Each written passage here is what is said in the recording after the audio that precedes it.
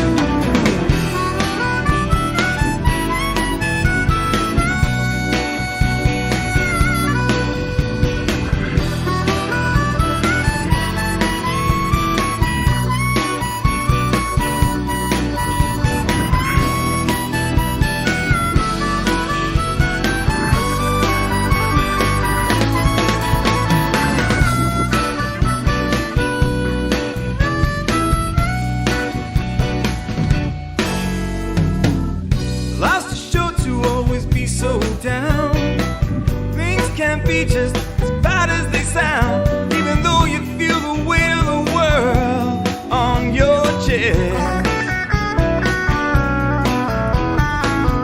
Time we all need a helping hand, some understanding from a fellow man. All you need to do is call on me, and I'll do my best.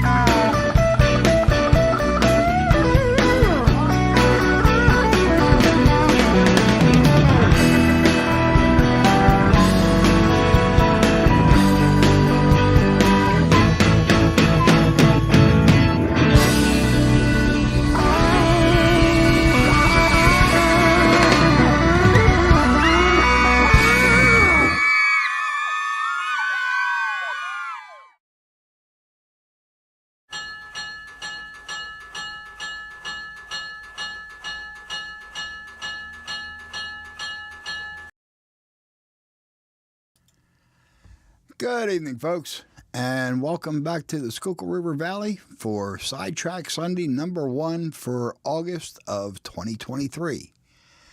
It's great to see everybody in. I hope everybody's having a great day, great weekend. It's been beautiful here. Let's see who's here. Well, Stephen from Wigwag Workshop was first in. Sorry, Stephen, I tried to save you a cookie, but it was calling my name, so better luck next time. Then we had Dwight from the Curly Express. Good to see you, Dwight. Good to see you, Derail Darrell. Tim D, good to see you. Appreciate you stopping in. Artie was here for a quick hello, but he's back to work on his layout, I guess. So appreciate you stopping in, Artie. James from the Dundas Junction Model Railroad. Good to see you, James. The plumber, Stephen. Good to see you, sir. Glad you could make it in. Mr. Ray, good to see you. That's Ray Bertelson. Let's see, who else is here?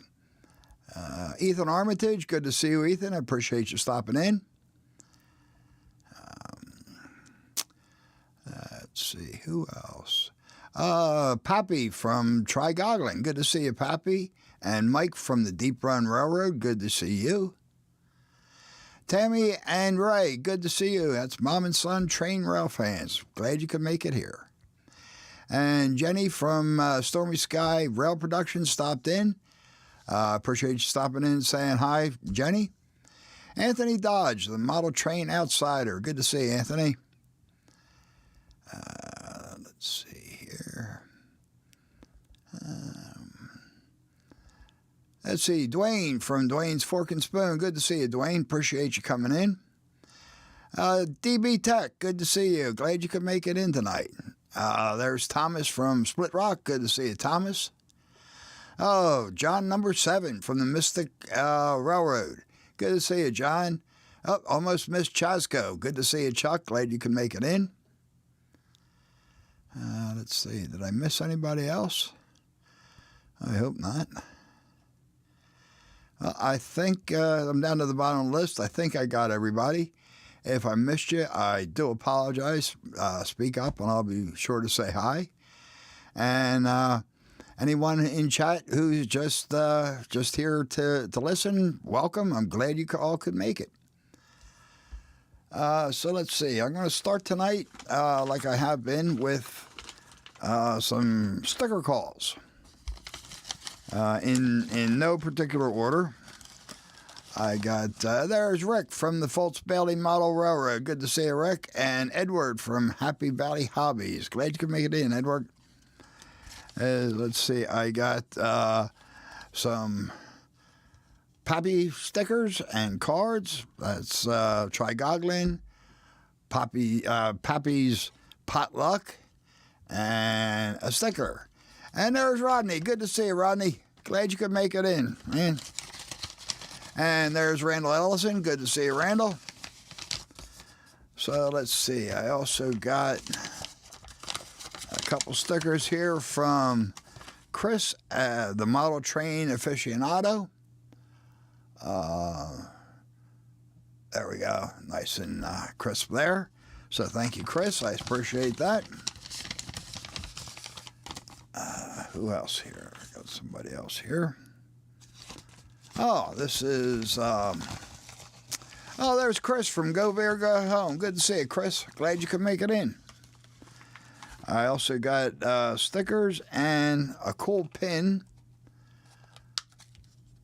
Let me get the pin out here. From Lynn McCurdy and the High Desert Model Railroad Club. That's pretty cool. Thank you, Lynn. I appreciate it. And let's see, last but certainly not least is Mom and Son Train Rail fans, Tammy and Ray.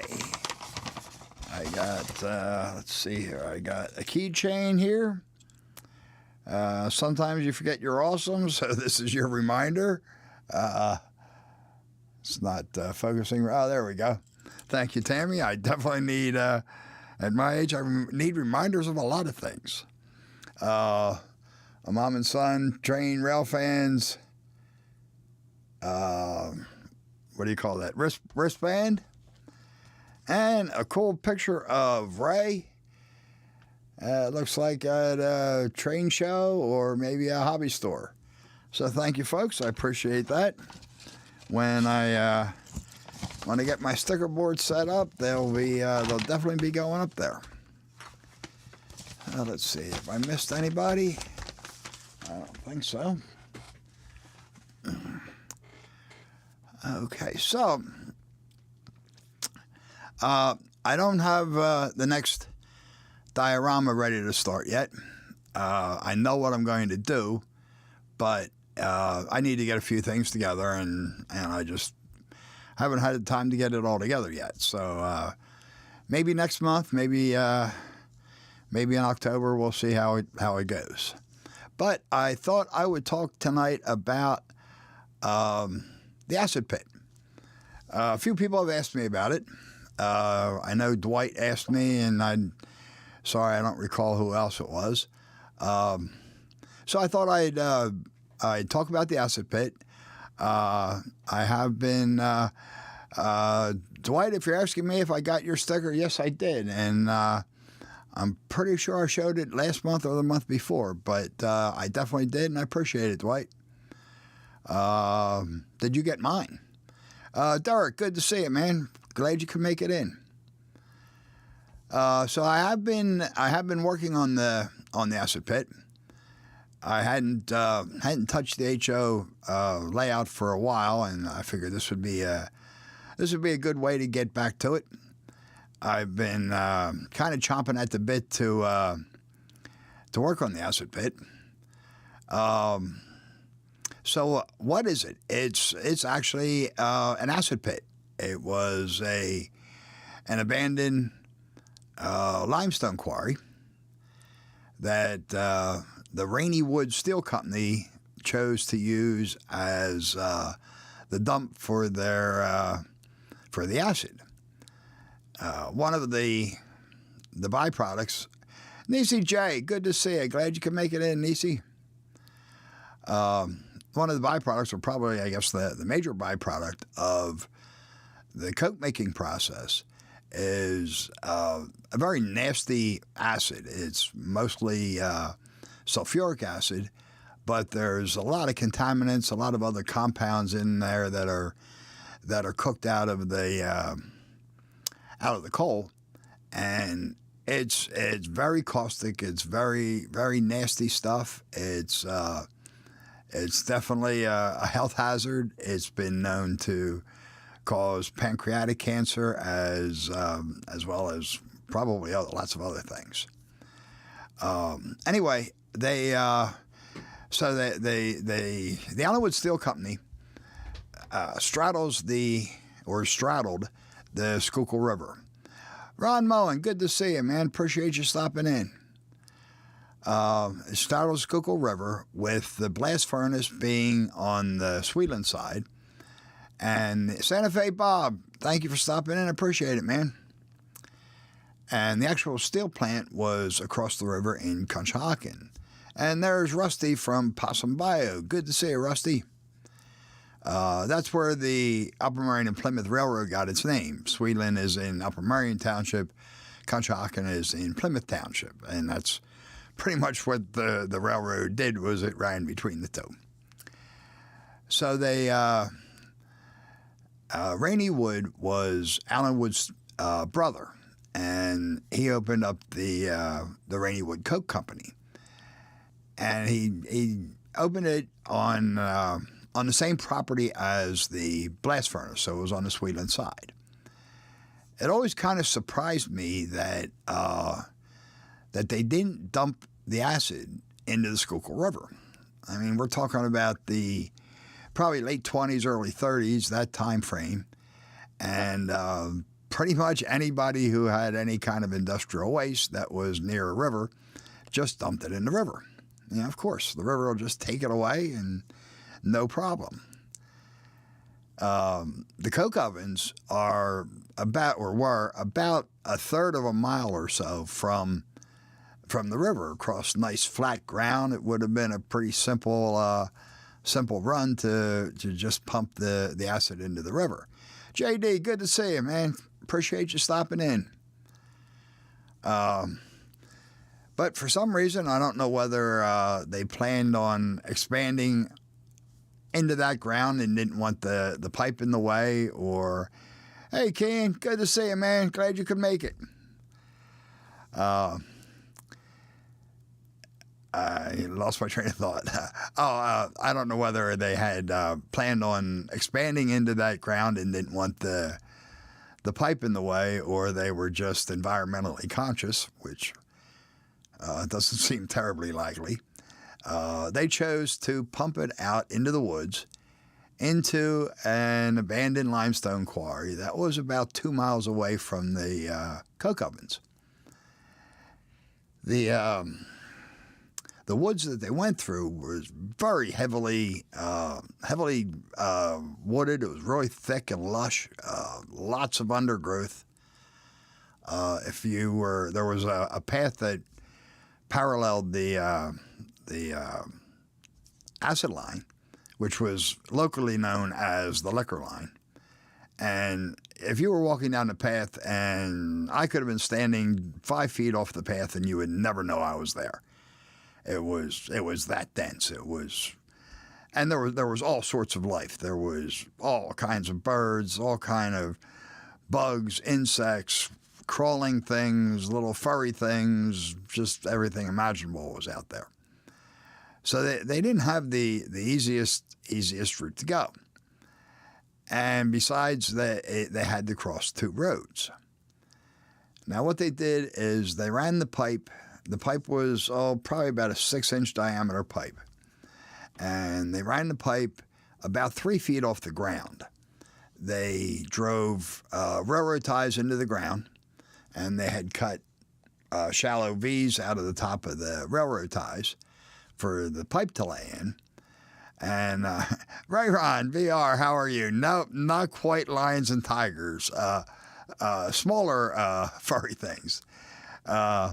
Mystic John, this is in Sweetland, Pennsylvania, which is a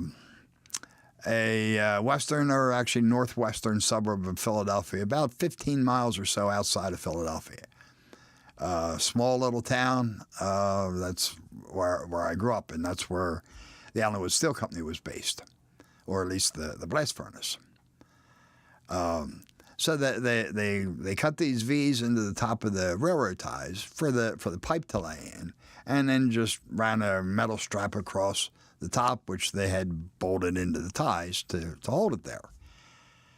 The pipe carrying all this acid was wrapped in asbestos and covered in tar, so you can see why I doubt that they were terribly environmentally conscious. No, Thomas, not all steel mills were in Pittsburgh. This was the Allenwood Steel Company in Sweetland. It was their primary product was diamond plate. There's Sparky 107. Good to see you, Sparky.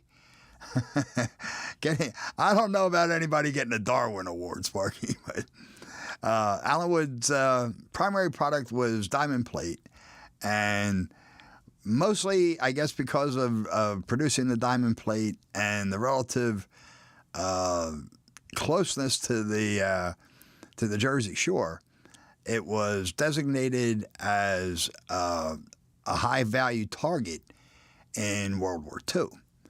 The town of Sweetland had regular air raid drills because they were expecting the steel plant to get attacked.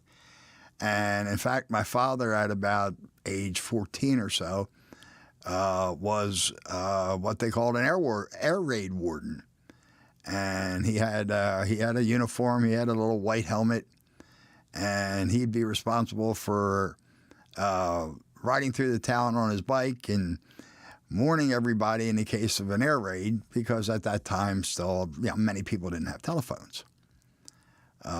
So yes, it was a legitimate steel plant, and it was actually a pretty important one for the war effort.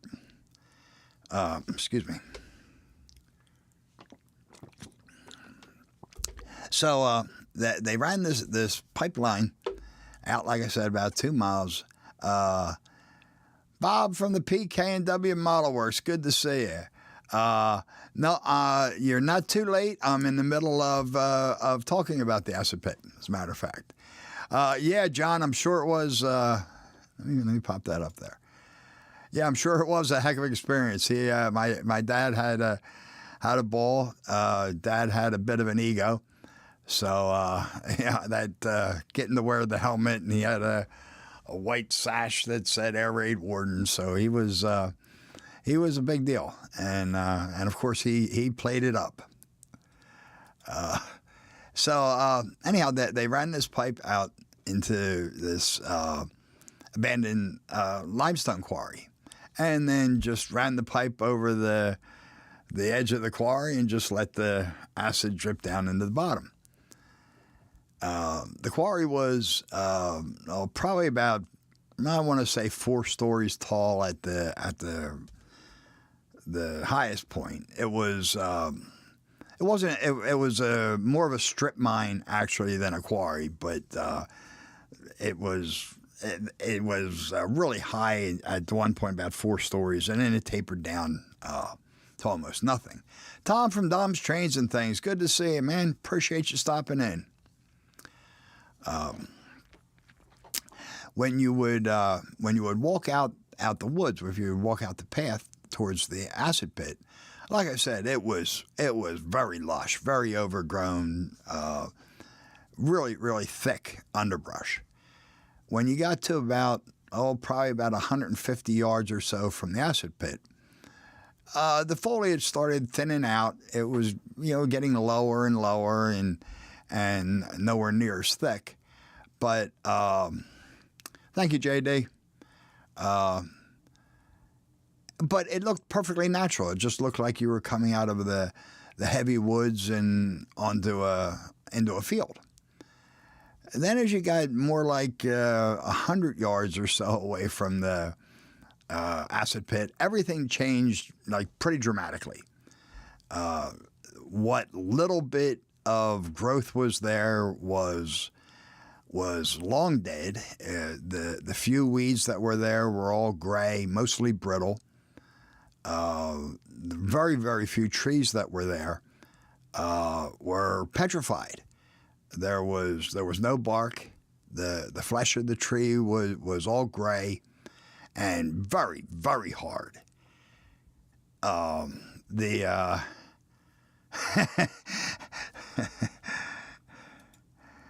You know, Derek, when you got out to the right around the acid pit, like I'm describing, there was no life. There were no birds in the air. There were no mosquitoes. No animals of any sort. And even the deadfall that would come off the trees, it never rotted because there really wasn't even bacteria there.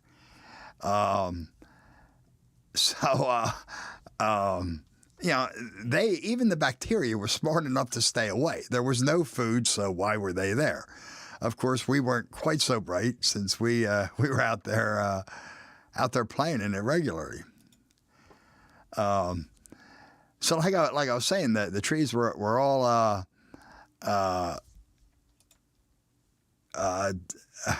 let's see, where was I was back there. Right, Ron, thank you. I enjoy telling this story. Lovely. We loved it, Thomas. We had a ball out there. I'm not sure if lovely is actually the correct term, but even the deadfall that would come off the trees. Yeah, get one of them three-eyed fish like in The Simpsons, huh, Derek? Even the little bit of deadfall that would come off the trees, and that only came down because of lightning. It was obviously, you could see the char marks, but it would just lay there forever and really never rot. So,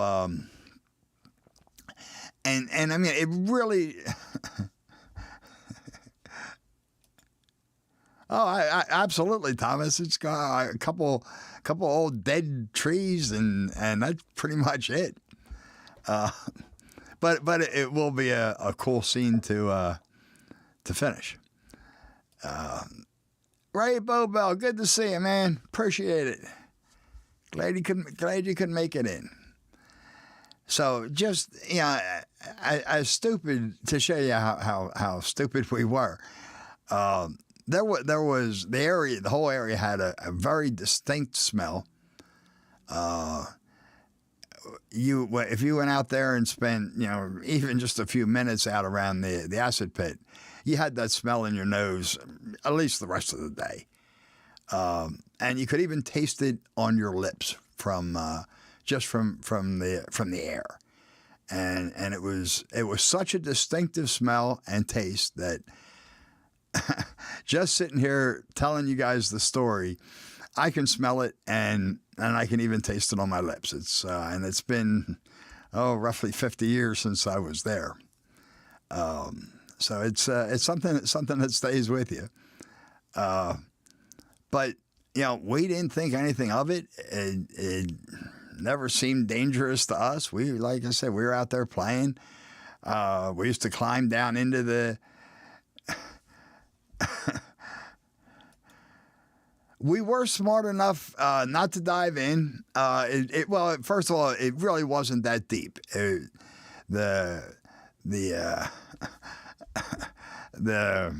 acid trickled out of the pipeline, and it ran into like a small little creek, which spread out into like a river delta. So it was never really thick, but we were smart enough to actually not touch it and not try to drink it or anything stupid like that. Thank you, Chris. But we climbed down into the pit, walked around. We used to try and float, sticks and whatever else we could down the little creek of acid that would run down there. And there was a cave that was maybe about 3/4 of the way up the. No lifeguard on duty signs. There was a cave that was about 3/4 of the way up the cliff. That I guess it was started out as a natural cave, but what I forgot to mention is my father's father was the pipe fitting foreman for Allenwood Steel at the time. So it was his crew that actually laid all this pipe and drug it out there the 2 miles, and it probably took them most of the summer. Yeah, exactly, Derek. Thanks, Sparky. So the cave, my grandfather and his crew actually enlarged it, and that's where they would go to eat their lunch. They were running this pipeline out in the middle of the summer, so it was hot and it was nice and cool in the cave. And of course there was no acid there at that time.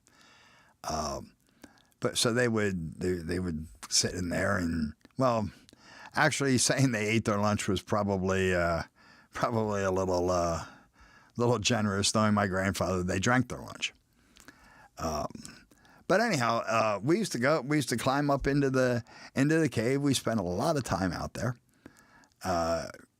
To get up into the cave, it wasn't obvious how you would get up there. In fact, if you just walked up to it, you would swear that there was no way to get up. It was a very sheer cliff. But my grandfather and his crew had Manny Fernandez. Good to see you, man. Appreciate you stopping in.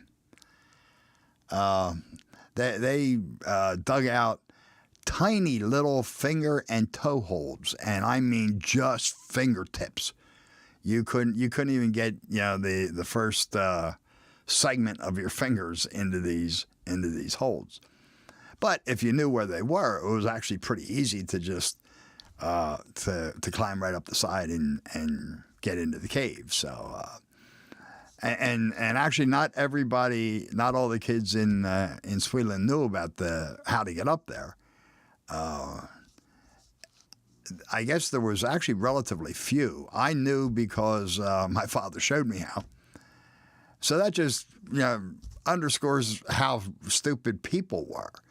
I mean, my father took me out there and showed me how to climb up into the cave. So he wasn't the least bit worried about the environmental hazards that I was running around and playing in.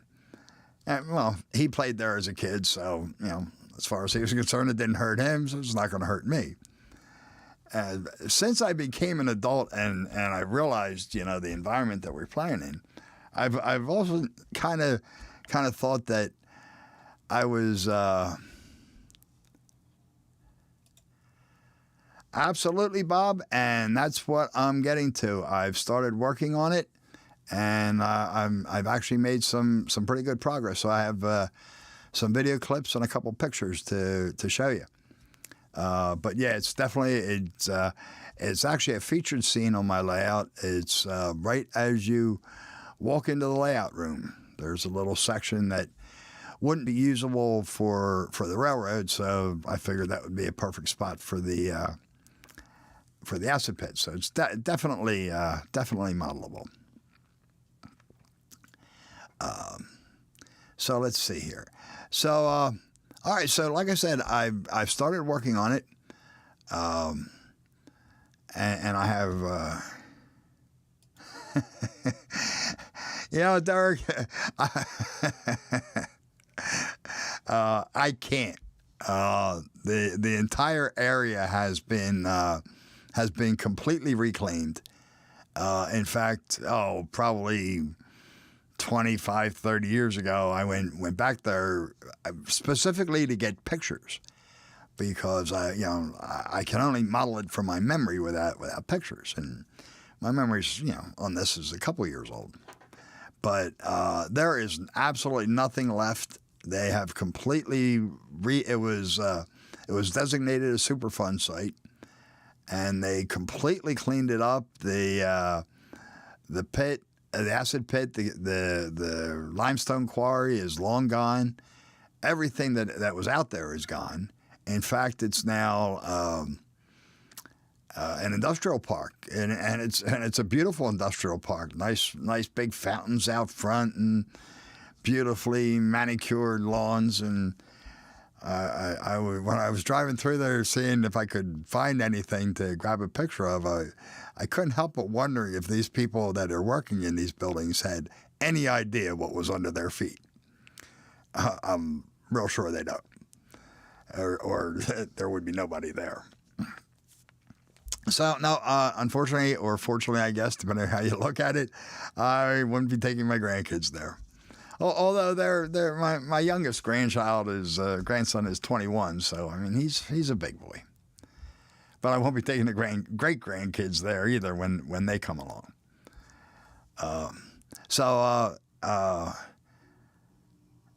I got some clips here to show you, and Off the Rails, Western Australia. Yep, absolutely. Proof we have the tech to give up our world. Very good point. Or to fix up our world. Okay, either way. Yes, we certainly can, because they did an absolutely beautiful job reclaiming that area, and good to see you, Off the Rails. Appreciate you stopping in. So I've taken some video. Unfortunately, the first few clips I don't have. I'm not quite sure what I did. I think I buggered them up when I was during editing, so I think I can reproduce them. But I didn't have time to get it done tonight, so I'll talk you through what I did in the first few steps. Exactly, right. Well, I mean, White Marsh certainly isn't that different from from the area that I'm talking about. But yeah, absolutely. So I will be putting out a better video of it. Hopefully I can reclaim those clips that I kind of messed up here during editing. I just didn't have time to go back and do it tonight. I was finishing that up about 45 minutes before the show started. So unfortunately, I can't show you that. But that's not even that big of a deal. So what I started with is just cardboard lattice with plaster cloth over it, and I had a fairly high, probably about 7 or 8 inch high bit of terrain at that point that, like I said, it wasn't usable for anything on the railroad. I was just going to end up putting some structures or putting some houses or something like that there. So I decided to do the acid pit. So the acid pit that I modeled here is a good bit deeper than the prototype, but it fit the spot that I put it in. So I shaped the where do you think I learned it from, right? So I used the cardboard lattice and the plaster cloth to get the basic shape of the pit. Then I went back in and I have a bunch of plaster rocks. There's a couple from commercial molds, but most of them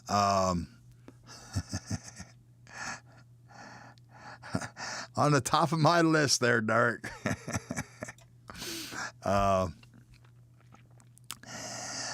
Some of them are rocks from commercial molds, but most of them are rocks that I made from molds that I made from rocks just out that I found out in the yard. They seemed to fit better for the look of the limestone rocks that I was going for. So I had a bunch of them, probably 24 of them, various sizes. And I just went back in with a pretty thick coat of plaster and buried the rocks into the plaster, arranging them the way I want them so that they would fit together, reasonably closely, and leaving a spot for my cave, of course. Then I went back in and filled in the gaps between the rocks, especially the ones that were too far apart. Well, the bridge actually, Edward, I have put onto the side. That was the bridge that I'm building is actually on my glide up gate, and I shouldn't have started it when I did. I don't want to install it until I'm really done with most of the construction. So I put it aside. I will get back to it. I do want to get to it. That's actually a fun build. And of course, Heath comes in with how's the bridge build going? Good to see you, Heath. Glad you could make it in. So then I filled in the bigger cracks.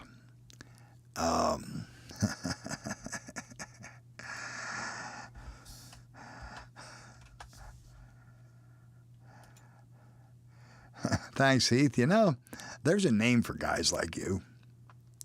I don't think I'm going to share it tonight, though. So I filled in the bigger cracks, and then went back in with a carving tool and an X-Acto chisel blade, and just cleaned up where I had filled in with the plaster. Just chipped away anything that didn't look like a rock, and either chipped or shaved it away until it did look like a rock. So then it can't. That was, that finished the wall. So then it was a matter of the color. If you look at if you look at pictures for limestone, it like any other natural material, it comes in.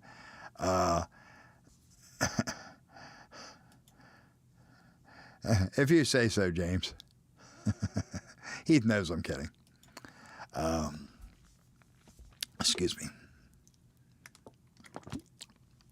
You can find limestone in a variety of colors, from mostly gray to a very buff color, very light tan, and that's what this limestone was. It did have some gray veins running through it, but it was mostly some gray and brown like undertones. But it was mostly a very light colored, a very very buff colored, like a sand color. So where we picked up here on the video is I have put in some. It looks really ugly at this point.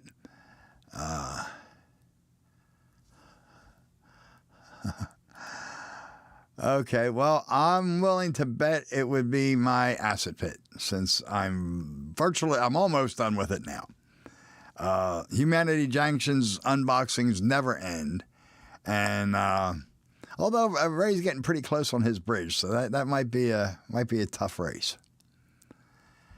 So where we'll pick up the video is I've applied some light brown. I don't know if brown's the right word. It's raw sienna. It's kind of an orangey tan color, and I put it on pretty splotchy. It looks pretty ugly at this point. So that's where we'll pick up, but that's just an underpainting. Like if you've ever seen an acrylic artist doing a painting. When they put the underpainting down, it's ugly. I mean, it's, but when you start adding the different layers on top and the highlights and the shadows is when it all comes together. So let's see, here we are. Okay, so you can see the blotchy color in the back. Like I said, that was raw sienna that I just splotched on there. The brown that you see there is actually, I put a little bit of dirt into the base of the cave, and that's just where I spilled some, and it stained my plaster. So that's fine. It'll look fine. So what I'm putting on now is the primary color, which is it's a Liquitex Basics color, and it's called Unbleached Titanium. Dave from DWM Trains, good to see you, man. Appreciate you stopping in. This is it's a very light buff color. It's the color that I use for concrete, because it does a really nice job of replicating the concrete around here, and also does a good job here of coloring the limestone. So I'm just, this is a thin wash that I'm putting on. It's not quite as thin as the splotchy raw sienna that I put on. But this is, like I said, it is a thin wash. And I'm just going over it, and in some spots going over it several coats. And the idea is that you'll see the undercolor through it, but not distinctly. There won't be, hopefully, any sharp lines. It'll all just sort of blend together, and the undercolor will look like it's much deeper into the rock than the primary color. So, of course, I sped this up. I'm not quite that quick. Excuse me.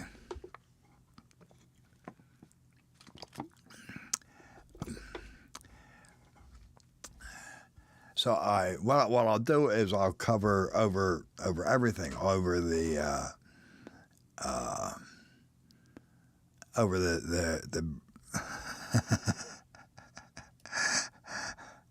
No, Derek, I've got the smell in my nose, man. I don't need to bring that home. So here I am. I am now. Is there pictures of the prototype? I will get to that, Edward. What I'm doing now is I'm putting in the shadows, which is just a very thin dark wash. It's mostly black and brown. I do have a very, very small touch of blue in there.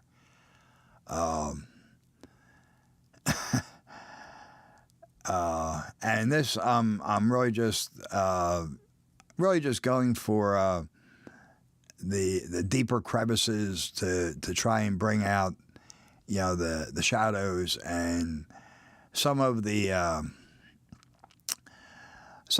marks, some of the chips and the imperfections on the face of the rocks. So that, and this is most of this you really can't even see, but it does bring out the variations in the rock, the imperfections in the rock, and goes from just being a flat color to really showing some depth. Even across the face of a basically flat rock. So I just continue around until I've really pretty much hit everything, all the crevices, all the rocks. And let's see if anybody asked any questions that I'm missing. Okay, and now we're getting to adding the highlights, which is just a standard dry brushing technique. I'm using pure white for this. Normally for something like this, I don't use pure white.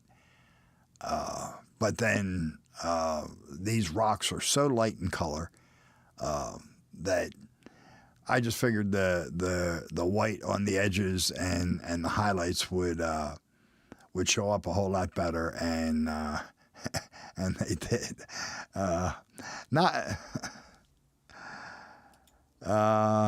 Not quite a Bob Ross video, but I did have a few happy accidents in here. I'm not going to point them out.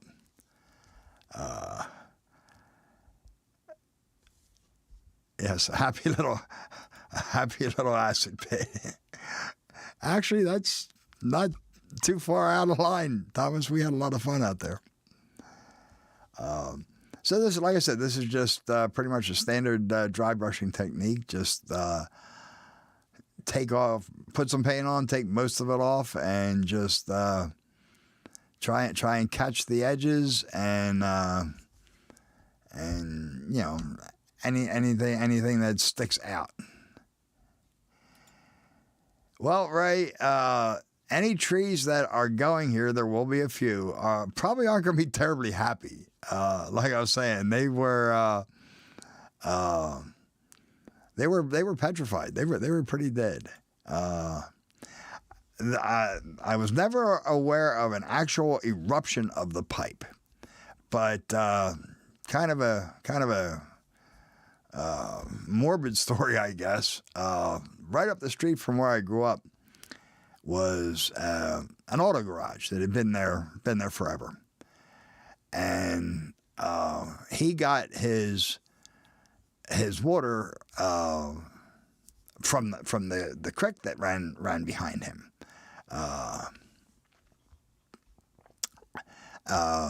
Let's see.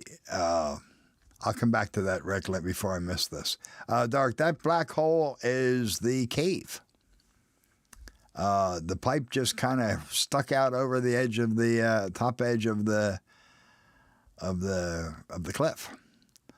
So anyhow, this auto garage got some of their water right out of the creek, and a friend of mine from high school who was a mechanic, he bought the shop, and he was probably, I'd say late 20s, maybe 30 at the time when he bought it. And, he had no idea about the pipeline running back there. By this point, Allenwood Steel Company was closed, so the pipeline itself was gone. But apparently it had been leaking for years into the ground and seeped into the groundwater and into the creek that ran behind his shop. And he was only there for about, 4 years maybe, when he got pancreatic cancer and died from it. And this particular acid is one of the things it's known for is causing pancreatic cancer. So no actual eruptions, but definitely some bad stuff there. Now I lived. We didn't get any water from the creek. In fact, the creek had turned and went a different direction before it got to my house. So anything that ran down there, didn't get to us. So, I didn't end up with pancreatic cancer, but yeah, it was pretty nasty stuff. So here is the finished or nearly finished view of the acid pit. Now, to answer Edward's question, there are no pictures that I've ever been able to find of this. I've looked online. Like I said, it was designated a Superfund site, so I would have thought there would have been pictures of it. I couldn't. I've looked online. I haven't been able to find it anywhere. I've asked everybody that grew up in and lived in and around Sweetland if they had pictures of it. And none of us ever thought to take a picture. It wasn't something, outstanding to us. It was part of life. In fact, I went to grade school in Bridgeport, which was just the next town over, a mile away. And I was actually shocked when my buddies had never heard of an acid pit. I just figured everybody had one. So no, unfortunately there are no pictures of it. The area is like I said, it's completely gone. I think that I found where it was, but I wasn't certain because they've just completely reclaimed it, regraded the entire area. It's absolutely nothing like it was when I was a kid. And there is almost no chance that anyone who has ever gone out there and seen it and played there will ever see mine. Unlikely that they're going to see this video, and they're probably not coming to my house. So you folks are just going to have to take me at my word that this is a photographically perfect recreation of the acid pit. And that's my story, and I think it should probably hold up as long as we don't get a geologist, don't get somebody like Bill from Modeling Adventures of Bill to look at it, because he could probably pick it apart. But this is a close up of that hole, and like I said, that's the cave. Thank you, Anthony. I appreciate it. That's the cave. As you can see, I need to touch up the paint a little bit, but that's what the hole is. Interesting. You asked that, Heath. I know you're just being Heath. But a couple of years ago, I was talking to Brian at the Iron Horse Route, and I don't know how we came up, how the subject came up, but I mentioned the acid pit and how I played in it as a kid. And Brian said to me, that's a really ugly name. And I said, well, it was an ugly place, man. It was an actual acid pit. Well, he thought I was talking about a playground that we just called the acid pit. Well, JD, I'm sure you do, but I'm not sure about the rest of these people, especially Heath. Thank you, Ray. I appreciate it, man. Oh, thank you, Dwight. I'm glad you enjoyed the story. I'm glad it helped clear things up. And Thomas has seen many pits of despair, but mine is the best so far. Well, I'm glad, Thomas. Thank you. That's right. I'm sticking to it, Edward. That's a picture perfect recreation. Aside from the fact that it is a little bit taller than the original. So all I have left to do, I don't know if you can even see it here. I have to finish the floor, the ground. That plaster hasn't dried yet. That's going to get some dirt, but it's going to be very black. Kind of an ugly black. Well, Darwin Award from I guess you can consider the Darwin Award. We played out there and survived. So I guess that would be survival of the fittest. Hey, Roy, Container Man, good to see you, man. Appreciate it. Appreciate you stopping in. And thank you, Dave. I appreciate that. Exactly, that's something to do with modeling. Do I think the acid is still in the ground? It's got to be, Dwight. I mean, I'm sure that they dug up a good bit of it. Thank you, Bob. I appreciate that. And carted it away because, like I said, the area is nothing like it was. But that acid soaked into that ground for decades. Probably, at least, I'd say 60 years. So I would think that it would still be there. Never heard of anybody falling into it. There were some very dense kids I grew up with, so it wouldn't have surprised me. But no, never heard of anybody falling into it. And like I said, we played in it. I mean, you float a stick down and see how far it would float, and stuff like that.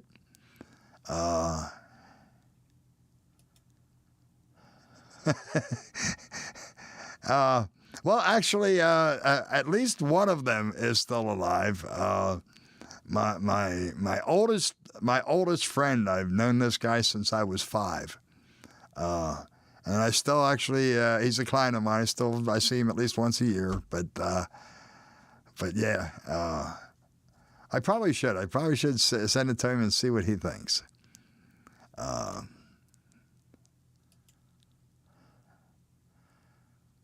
I imagine the acid ate everything else, but the limestone was able to neutralize it, and that's why it is all limestone that is left. Hey, that could be. I don't know. Thank you, Darryl. The trees immediately behind the pit here. Dave BNSF, good to see you, man. Thanks for stopping in. There's only going to be a couple I wouldn't be surprised, right? There's only going to be a couple of trees, and they're just going to be dead gray things that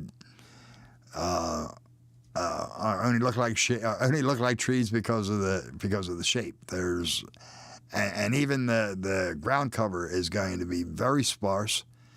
It was the weeds were mostly dead.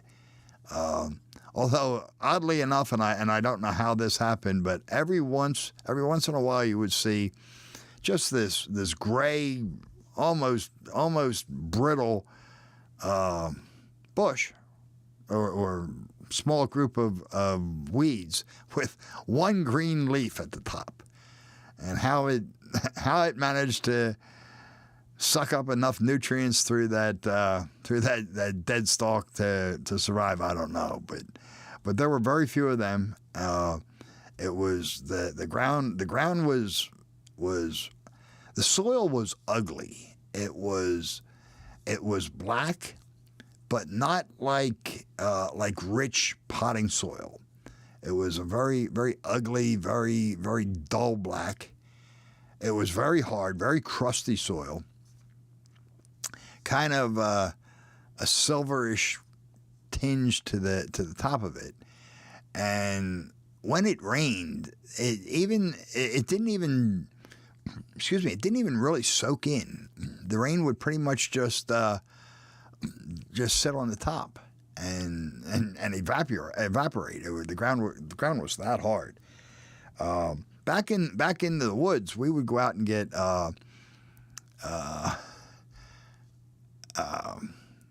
night crawlers, and all you had to do was stick a shovel in the ground, and you had more night crawlers than you knew what to do with. Out here, closer to the acid pit, you probably couldn't even got your shovel into the ground. We floated snakes down the acid river. That was kind of the idea, to see who could get their stick to last the longest. None of them, really lasted all that long, but we'd get 10, 20 feet out of it, maybe, if it was a sturdy enough stick. Let's see. I wonder if you went into the factory built right, if you could recognize the smell. If there's any left, Derek, I'm sure I'd recognize it. Like I said, I can, just talking about it, I can smell it. I can even taste it on my lips. It was a very, very unique thing. This would be a great industry if you modeled the Mortar and Pacific. Not even familiar with that railroad. But yeah, this really doesn't have anything to do with the railroad, other than it was built by Allenwood Steel Company, which owned the Upper Merion and Plymouth Railroad. There's no tracks near this. The trains never came out and dumped acid or picked up acid or even limestone or anything. So it was just out in the woods. I'm modeling it because it's unique to the town I grew up in. Derek, I do love eggs, but I'm not a big fan of hard-boiled eggs. Now, soft-boiled eggs I love. So yeah. Like I said, Ray, we could get the stick to go down there, maybe 10, 15, 20 feet, but yeah. Well, Tom, you're quite welcome, and thank you for stopping in. I appreciate you listening in while you're working on your layout. Oh, no, no flocking to the trees, no flock to the ground, just some gray paint, and really the most extensive part of the scenery in this area is what you're looking at on the screen there. I don't remember ever trying to float popsicle stick boats down there. That would have been interesting. They probably wouldn't have lasted as long as the sticks we were using. But yeah, I remember racing them in the gutters during the rain. Sure. No, it actually didn't burst into flames, although that really would have been cool. If it would have done that,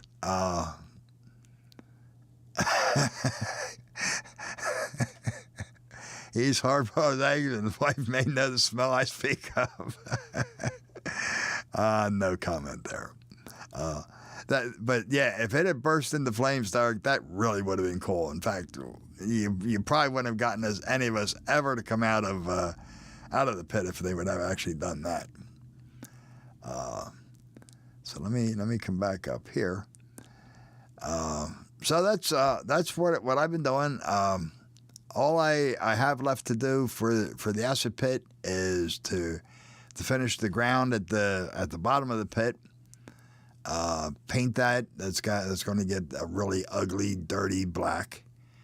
Going to pour some just a little bit of resin for the acid creek running down there. That's going to be. I'm looking for a dark. It was a thick black color, but it wasn't strictly black. It had streaks of blue and purple in it, and even iridescent to a point. So I'm gonna have to experiment with getting the color for the resin of that just right, and then just putting in the pipeline itself, which, like I said, it stuck out over the edge of the cliffside by 10 feet or so, and just let the acid drip out of it and fall to the ground. And then as far as the ground around it, probably 2 or 3 dead trees, and that's really about it. So that scene's going to be done pretty easily.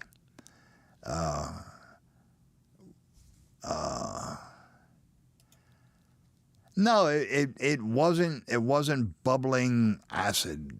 It was I was actually a little disappointed the first time I saw it because I was expecting that. Oh, thanks, Derek. Yeah, you're glad I lived to tell about it. Well, once I figured out as I got older and I figured out where we were playing, I kind of figured that either I was going to die by the time I was 50, or you were going to need a gun to put me down. Because I either breathed in enough of this stuff that it was just eating me away and killing me, or it built up my immune system so that nothing was going to get me. And I don't know, I guess we'll find out soon whenever it is I hit 50. But the fact is I really don't get colds. I don't get flus.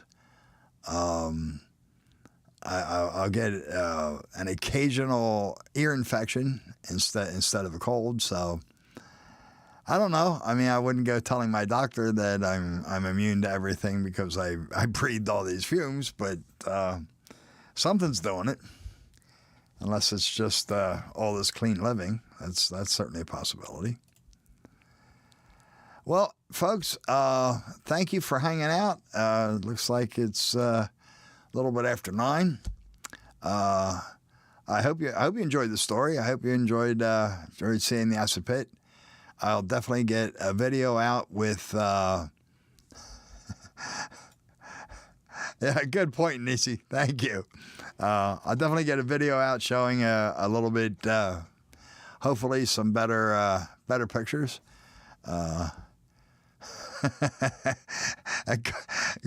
Good point, Derek. Hey, Ken, thank you. I didn't see you in here earlier. Appreciate you stopping in, man.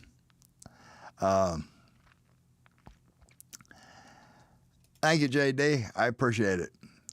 So I'll get a video out, which hopefully will have a little bit. Glad you enjoyed it, James. Santa Fe Bob, thank you. I appreciate that. I'm glad you enjoyed it. So hopefully I have some better video, or at least some better pictures. It's kind of tough.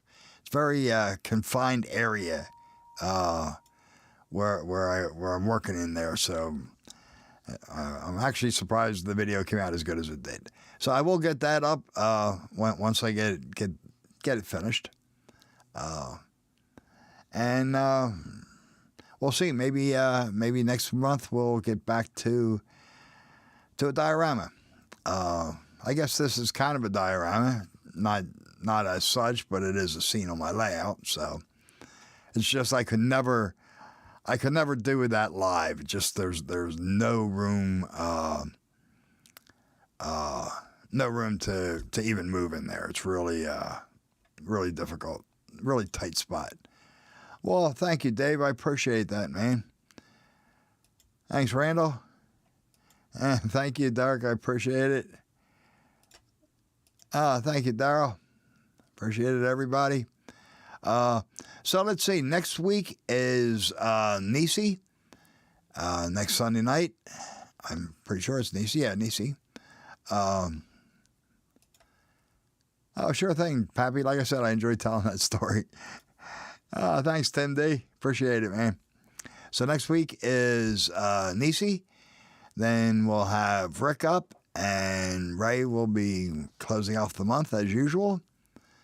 Tomorrow night, I believe, is Mike on the track or off the tracks. I think it's Mike tomorrow night. James, is it Mike tomorrow night? Tuesday night should be Redbird Tony.